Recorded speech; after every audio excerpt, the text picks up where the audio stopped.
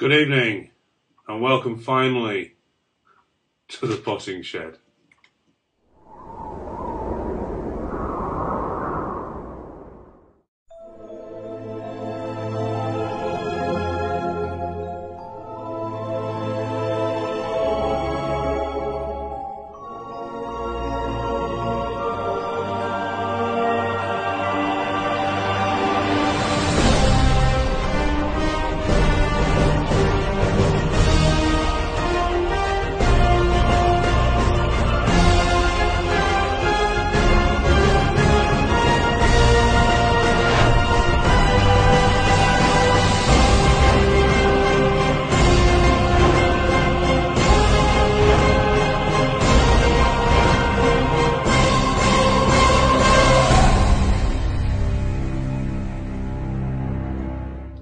Well, we finally got there. I have to apologise to you all for the delay.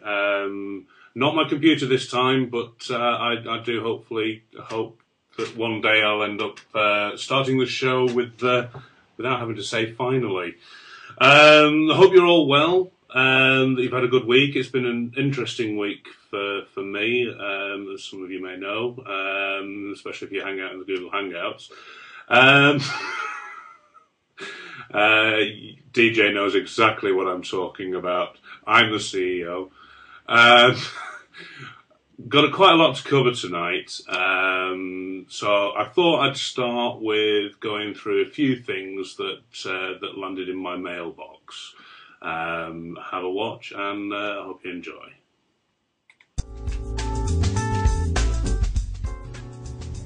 This is the Warrior tank from Safer 6. As you can see, it is a smaller dimension tank that is intended to hold 3 millilitres of liquid. The lower profile of this tank makes it ideal to go on an Ego style battery.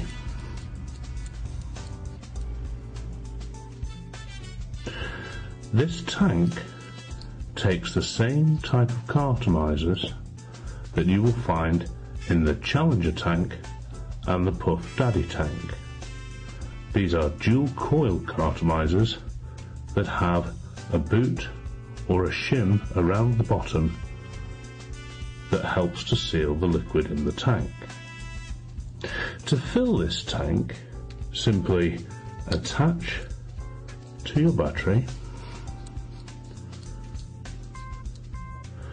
remove the drip tip,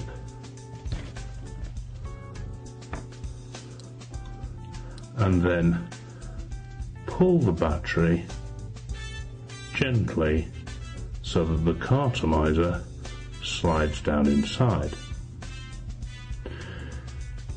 For the purposes of this demonstration, I'm going to use a fruit-flavoured juice. This one is strawberry, using a needle-type insert or a spiky thing to fill the tank. To fill the tank, simply insert the spiky thing like so. Squeeze, allowing the liquid to enter the tank, and as it enters, raise the tank vertically to allow the maximum amount of juice to get inside.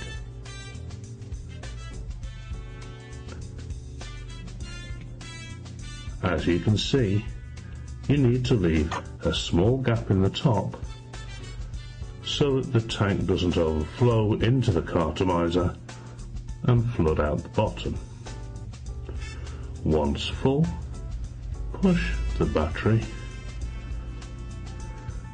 and guide the cartomizer through the top hole until the shim or boot at the bottom of the tank is flush with the base. Once complete, remove the battery and fill the cartomizer as you would normally do.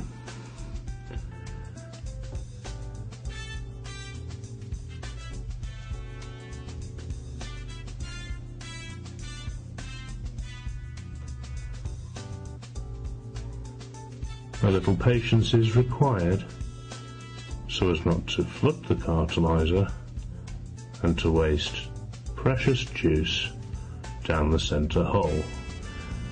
In this shot you can see my finger through the hole at the bottom.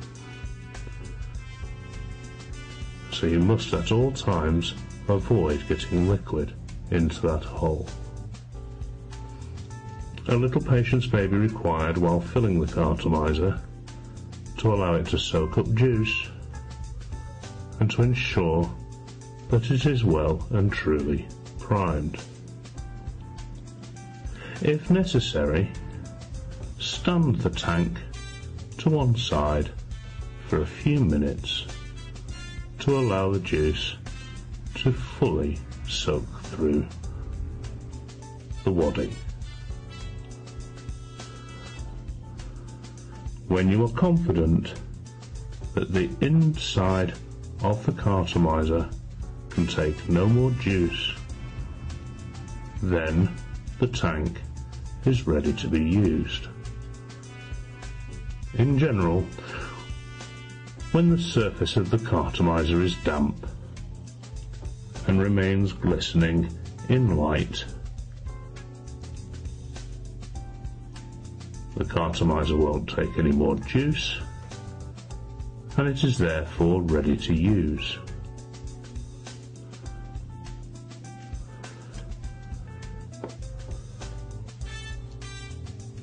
When you have reached this stage, put the tank back onto your battery so that you can safely insert the drip tip back into the top.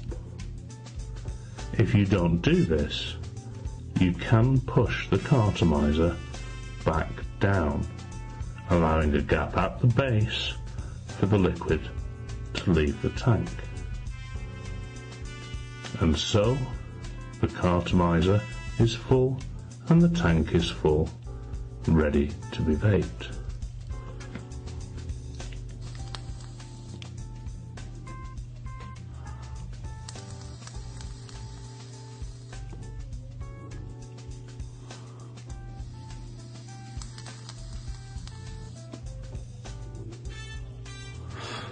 As you can see, the Warrior tank produces quite a good amount of vapour. This is in part due to the fact that the cartomizer inside the Warrior tank has a resistance of 1.25 ohms. Of course, this is a dual core cartomizer comprised of two coils of 2.5 ohms each. For the purposes of this demonstration, the vapour produced was not produced in conjunction with this variable voltage eco-style battery. The vapour produced was in conjunction with this device, a GGTS, which is further aided with the addition of the Evolve Kick, set to 9 watts, producing a most flavoursome vape.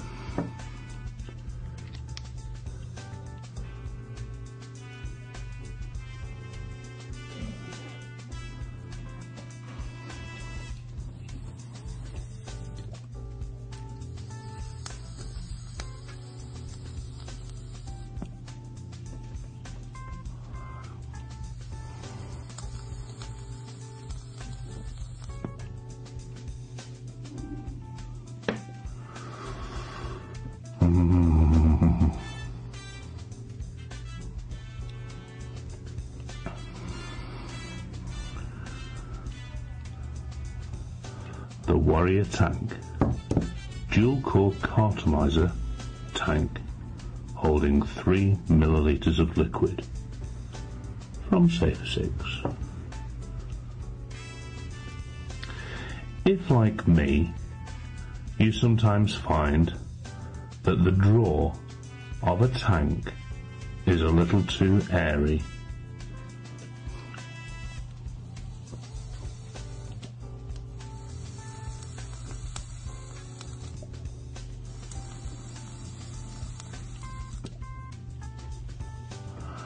Often, there's nothing that you can do. Something else received in my vape mail this week will make this process a lot more enjoyable and a lot less airy. Introducing the flow tip. A tip for going in the end of your cartomizer, similar to most drip tips, with the exception of this tip you cannot use for dripping. The adjustable flow tip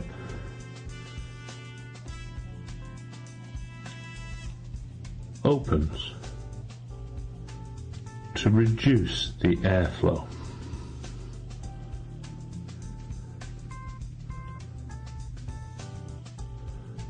And at its most open, the airflow is completely closed. To lighten the draw, simply turn the tip clockwise, screwing it down and opening the airflow.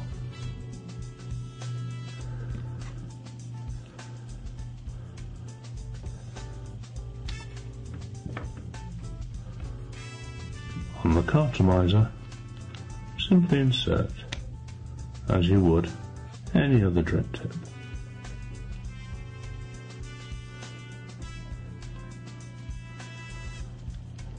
Twist to anti-clockwise to close the drawer.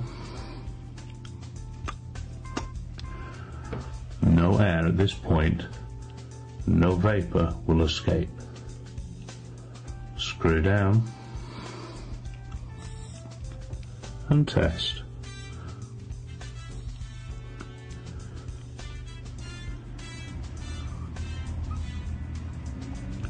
Until your desired level is reached.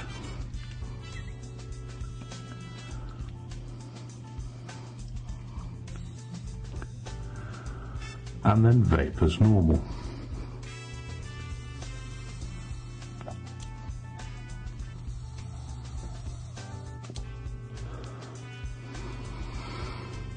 This may take a little bit of practice until you reach the level that you require.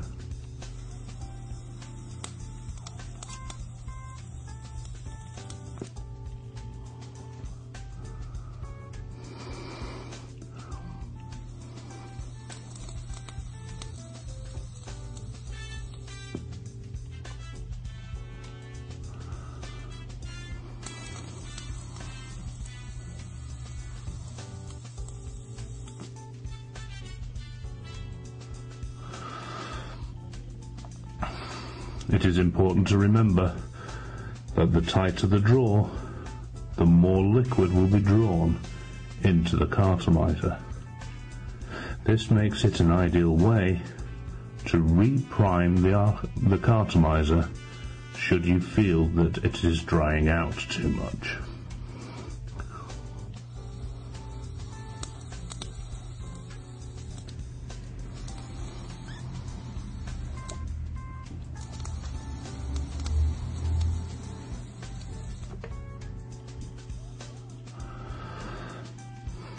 The flow tip from Siam Mods. And now a look at the flow tip in a little more detail.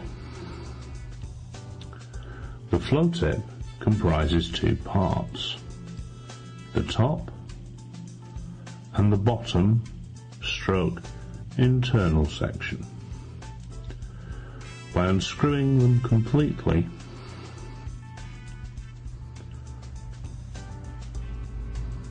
you can see the inner workings of the tip.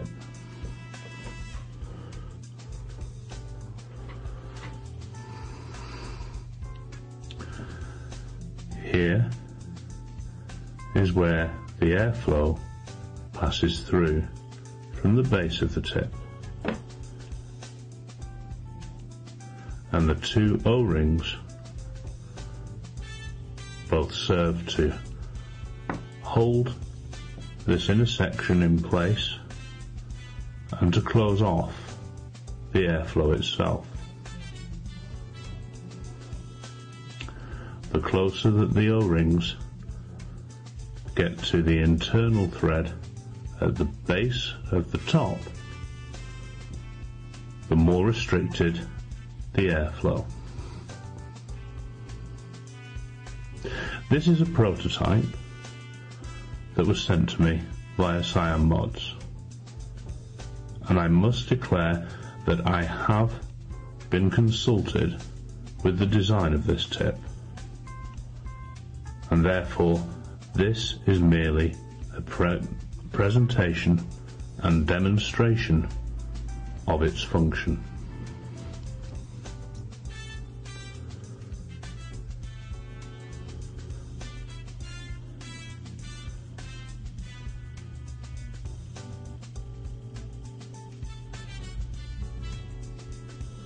The flow tip from Cyan Mods, received in my vape mail this week.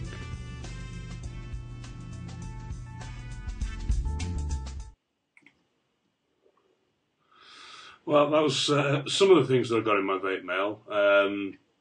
I get a little carried away when I'm filming at the moment. Unlike Dave K and everybody else on the team, I tend to film far too much, which means that I spend 99% of my time in editing. So hopefully as the weeks go by, I'll pick up pace and you'll get to see more. Couldn't help using my Bocage tonight, following on from Andy the Vapormist show yesterday. Jim, if you're watching, there's definitely going to be a tutorial for you on how to use a bottom-fed mod. Right, well, I've still got quite a lot to cover. Coming up, got the Genesis line set up as promised. I know that there's quite a few of you there in chat probably hankering to see it. Well, that's coming up shortly. Something I want to do as well, I want to recap a feature I did last week on the Counterfeit bud atomizers. I did say at the time, I mean, I mentioned Daz at Safer Sigs, and I did say at the time I wasn't aware that if there were any other people who were, other vendors who were selling the bud.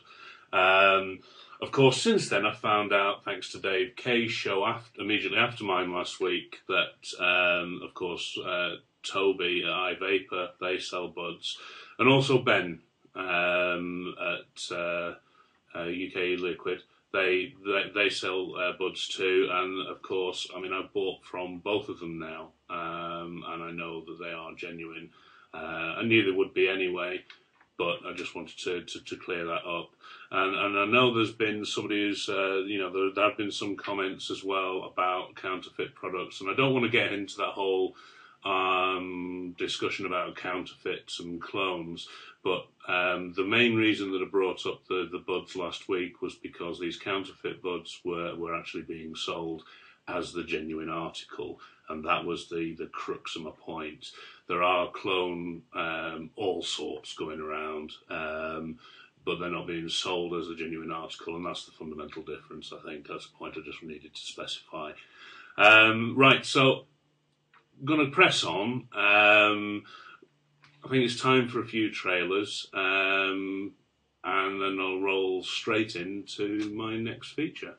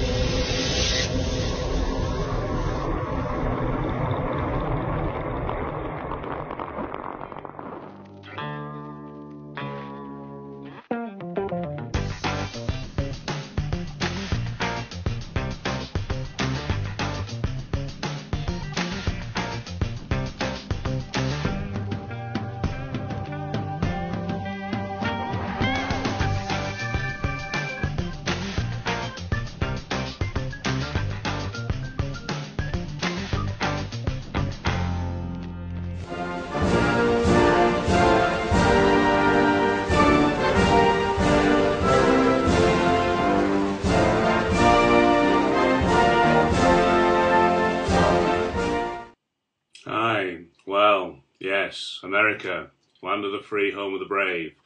Um, for those of you who don't know, I buy quite a lot of mods and supplies and all sorts from our American cousins. And back in September, I actually ordered something called a GLV3. Now that's done by somebody called a company called Great Lakes Vapor. Let's see if this will work, and yes, it does, thankfully. The GLV3 is Great Lakes Vapor. After looking around on ECF and loads and loads of happy users, promptly went and ordered one. I thought, why the heck not? And I got a GLV3, which is basically, it's a combination mod actually. It's both a bottom feeder and a top feeder, optionally, one or the other. I decided to go the whole hog and order one that could do both. It's a 5-volt mod, but it's a resisted 5 volts as opposed to a regulated 5 volts. I don't mind that so much. I can do the math, so I can work out where I'm going to get 5 volts and what kind of atomizers, etc. Not a problem.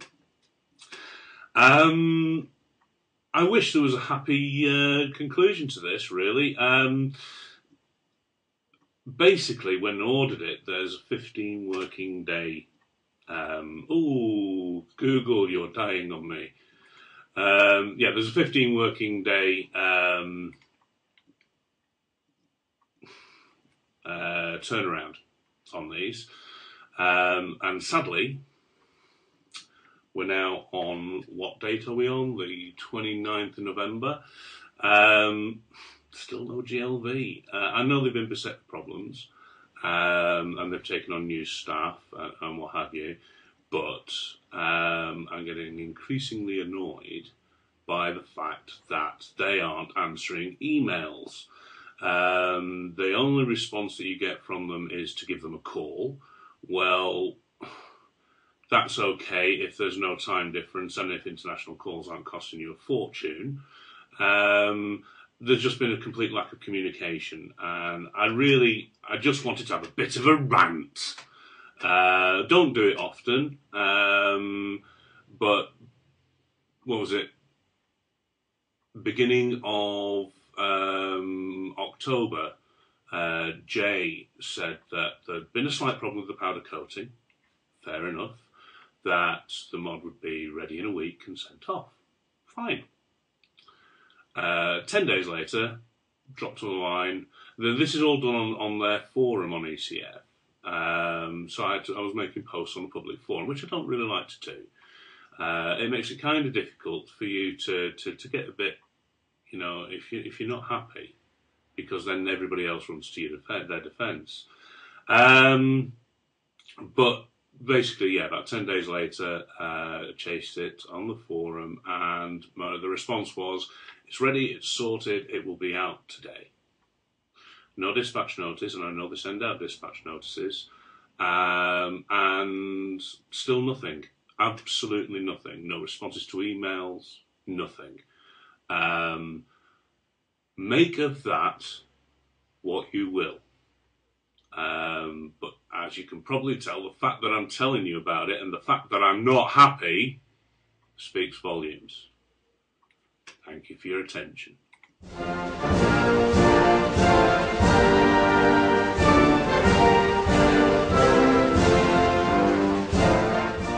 Anyway, sorry about the rant. I just felt I had to do it. Right, still got plenty of cover and time is running out. Well, it might not look it, but it is.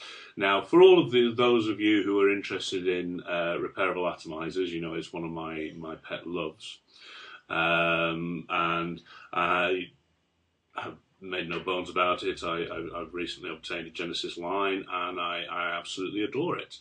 There are a lot of questions that going around at the moment about how to set one up, how do you get things going with not just a Genesis line, but any Genesis style atomizer. For those of you watching who don't know what a Genesis style atomizer is, it's a repairable atomizer that uses a stainless steel wick that's made out of stainless steel mesh instead of a fiberglass based wick. The beauty of it being that it's absolutely zero flavour taint, and the end results are phenomenal. In fact,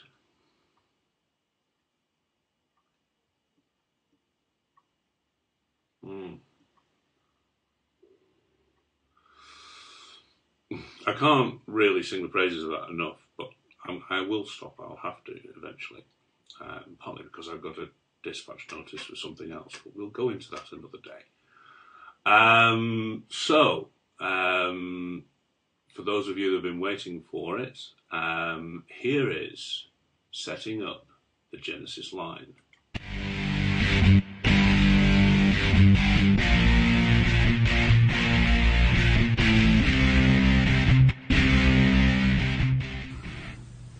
Now, as you all know, the Genesis line is an atomizer that uses a stainless steel wick instead of a fiberglass wick. This Genesis line has no wick or wire yet, because the purpose of this film is to show you how to set it up. When setting up the Genesis line, you need some 400 gauge stainless steel mesh. Here I have a piece of that mesh cut to 24 millimeters by 38 millimeters. So a nice rectangle shape.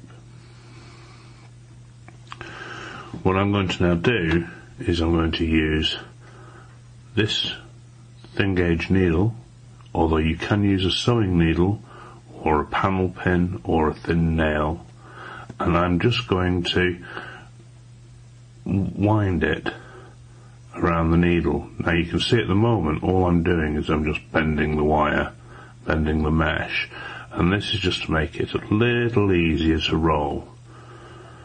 It's a little like rolling a cigarette, if you remember how to do that, or if you ever did that when you were a smoker, or you may still be a smoker. So on the needle there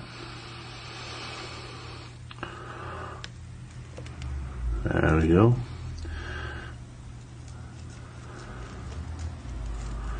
I'm going to just roll the mesh up like so.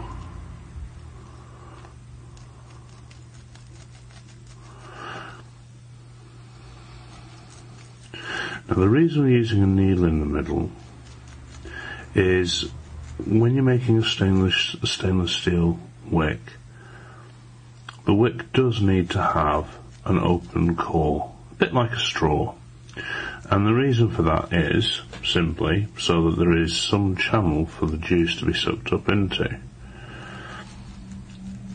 The rest of the capillary action the wick actually takes care of, but it's important to have that channel through the centre of the wick. Now what I'm doing here is even though I've got it nice, round the needle just nicely, at the moment it's going to be too thick probably, or maybe not now, to go in the central channel of the line. And you see it is still too thick. So what I'm doing is I'm actually rolling it so it gets a bit thinner, compacting all of the mesh tighter and closer together, and actually bring down the outer dimension of it. Just make sure I can still get the needle in. It is vitally important that the passageway in the middle there is clear.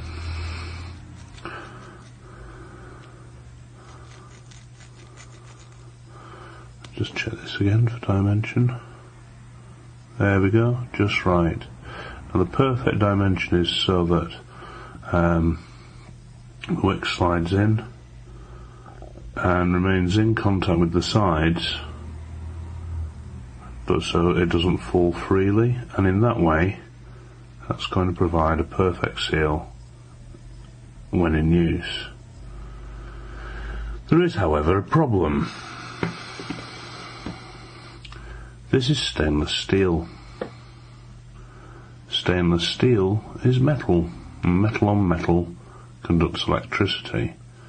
So in this current setup, when you wind your coil around it, because it's in contact with the metal body of the line, it's going to short. So what we need to do is oxidize this wick. Now we're going to oxidize the mesh, and we do that by using one of these, a Cook's butane torch. Actually, any butane torch will work, or indeed if you don't have a butane torch, a cigarette lighter will work too, although using a cigarette lighter alone will take a lot longer to achieve the same result. That's only down to intensity of the flame. Now the oxidization process works by binding an oxygen molecule to the stainless steel. So it fundamentally changes the chemical composition of the stainless steel, and that process actually removes the electrical conductivity of it. So what we're going to need to oxidize, as well as the butane torch, is paper towel, a small tub with water in it, and you'll see what that's for shortly. And I have another tub here. Now that in there is PG. I'll use that a little later. We'll just stick with the water for the moment. So to begin with, let's oxidize this. Now I do generally at this stage take the needle out from the centre. That's just so that I don't have to keep worrying about holding onto a needle, holding onto a mesh, holding onto a butane torch. So let's start the butane torch. Of course, be very, very careful where you do this, how you do this. Make sure you have the assistance of an appropriate adult if necessary. Mum? No, I'm joking. So here I'm just going to burn the mesh. See, it's glowing red hot. The flame and everything else that's coming off there, those are impurities in the stainless steel mesh. So I just have to blow that flame out because it's getting close to my fingers. Those were impurities in the stainless steel mesh, because this process also has the effect of cleaning it.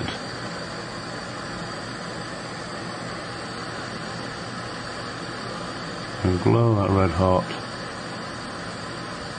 and then I'm going to douse that in water and dry it off. Now there's been a bit of a debate recently about whether you should oxidise the whole thing or not. I personally would recommend that you do oxidise the whole wick.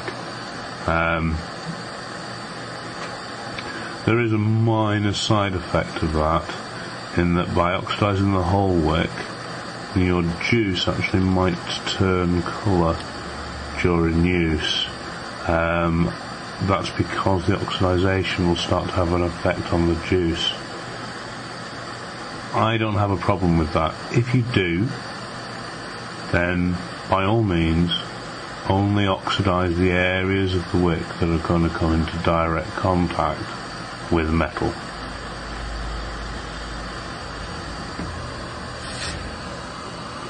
So that's top and bottom done, one side each. Now I'm going to repeat that process 3 times.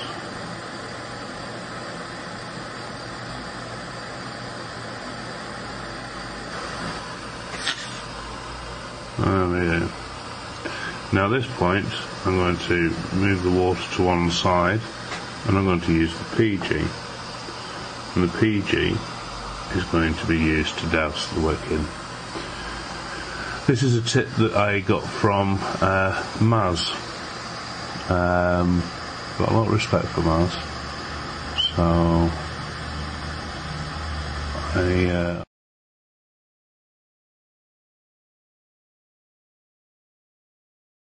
cutting content, and that's where the discoloration of your juice may come in. That personally doesn't bother me in the least, and in fairness, it only happens when the wick is fresh. So this wick will discolour my juice, but after a while it won't. All I'm doing here is I'm just heating up the wick in a lighter flame.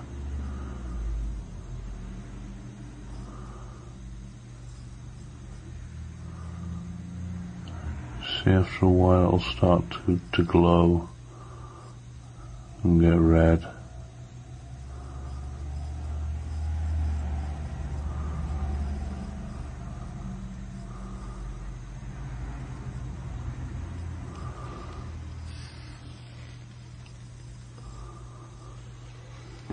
And that's the top done. Now, some people repeat this process time and time again. I don't. I only do this the once to burn off the excess PG, heat up the wick until it glows red, and then douse it in PG again.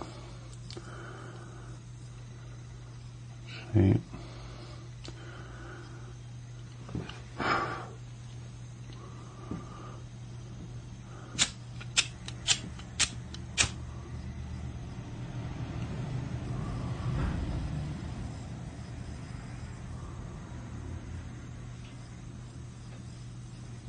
There we are, I think that's enough. And yes, I'm still dousing it in the PG, but that's because one of the other things that I learned was to make sure that the wick is kept moist. Okay, so that's the wick prepared. What I'm going to do now is take some wire and prepare the coil. Now the wire I'm using is 0.20mm camphor wire. Now to prepare it, I've cut a short piece off. I always cut off more than I actually need, but to prepare it I'm going to temper it with a flame. It doesn't take much.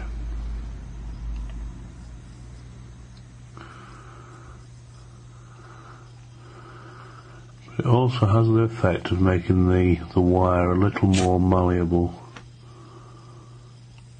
because what you need to do is to be able to wrap this tightly around your wick, and in its fresh state that's actually very, very difficult to do.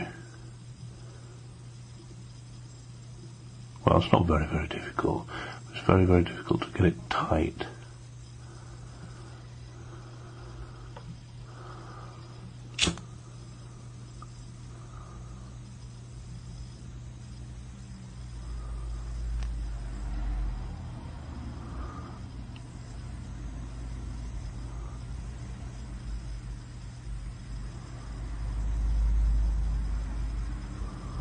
Okay,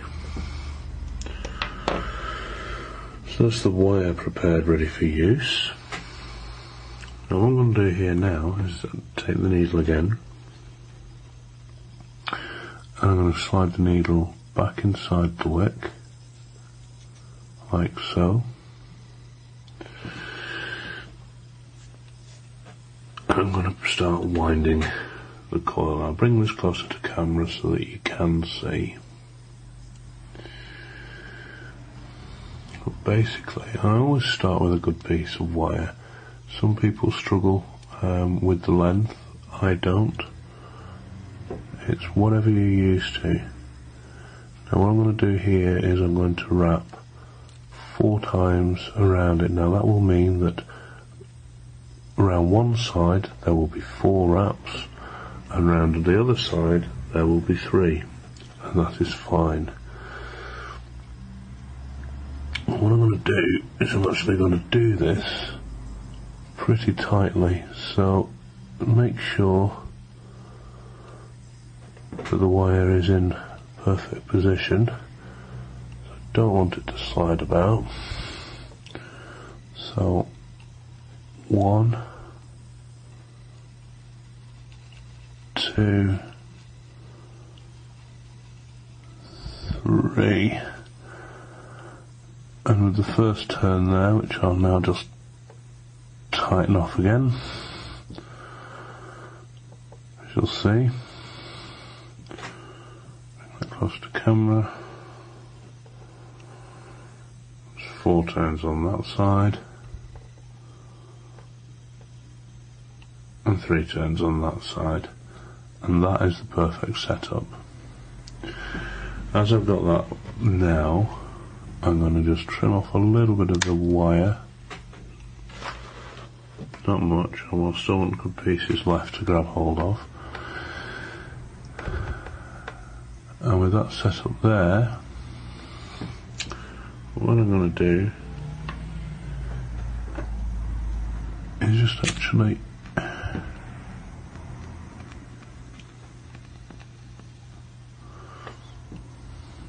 and that's the PG that's in the coil that's doing that, and that's in the wick.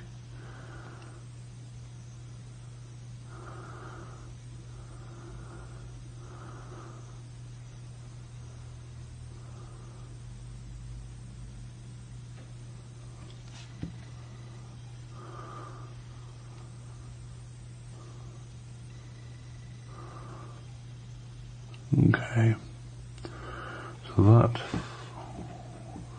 coil is now wound quite tightly around there. Okay, so now I'm going to get this inside the line.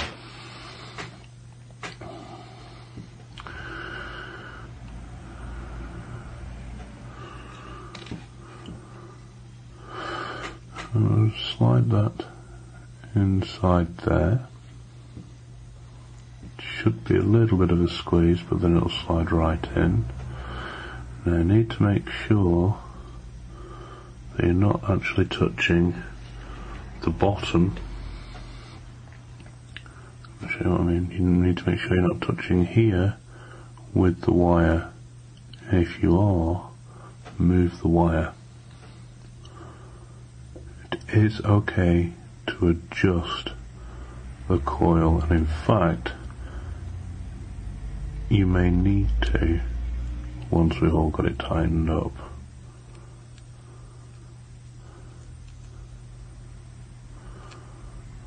Okay. Now I always start with the bottom wire. I just bend across the front there, and using my thumb, I'm going to help me guide it down in between the wire and the post, and I pull tightly to make sure it contacts the second one, and again pull tightly.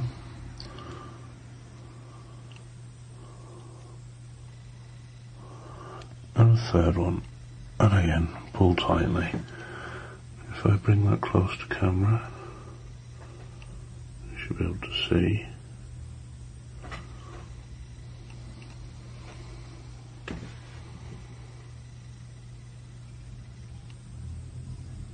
Yeah.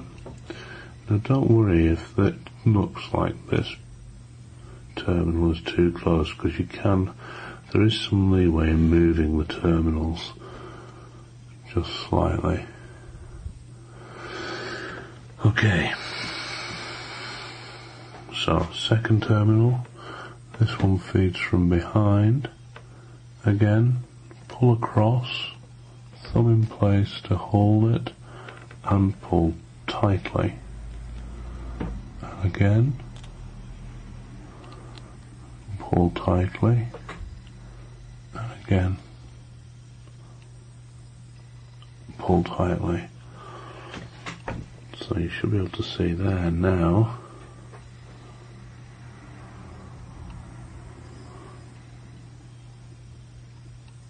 Neither of those terminals are touching the wire or the coil, the coil or the wick. You see straight through there. There's a little bit there, is that the last winding that was, so where it's touching there is where you need to have the contact. Right. So at this stage, trim it right down, like so.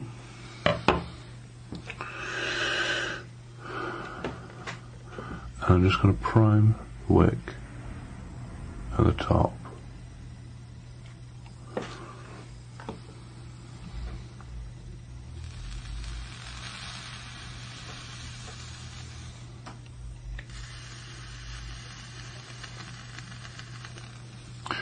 And what I'm doing now is I'm just looking for any red spots on the wire. So the capillary action should now kick in, and the red spots should not be there. There should be no hot spots because you pulled everything tight. And as you can see, that's working beautifully. No glow, nothing. So that, in my humble opinion, is ready to be vaped. Let's see.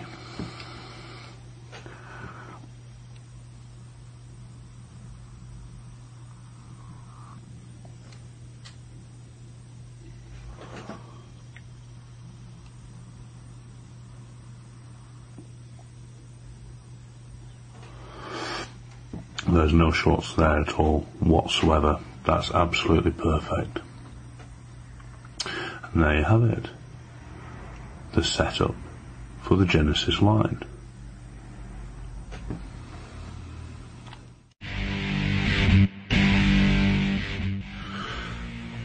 Well, that was the setup of the Genesis line. As you can see,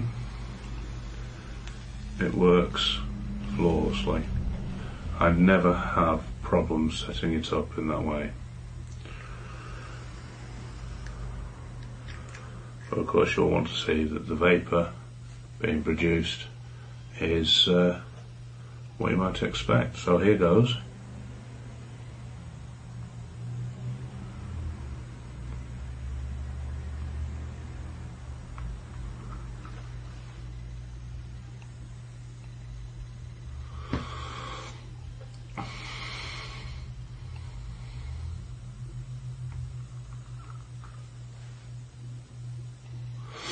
Now, one of the great things about Genesis style atomizer is the fact that that wick preparation only needs to be done every so often. Typically, if you look after that wick, that will probably last you months. In fact, I know of some people who have only ever made one wick and are still using that. So I hope that you found this useful.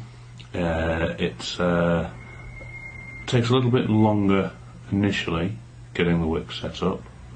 However, once it's done, it's done. So it's a process that's well worth investing the time in. Anyway, so there you have it, as promised, the setup of the Genesis line.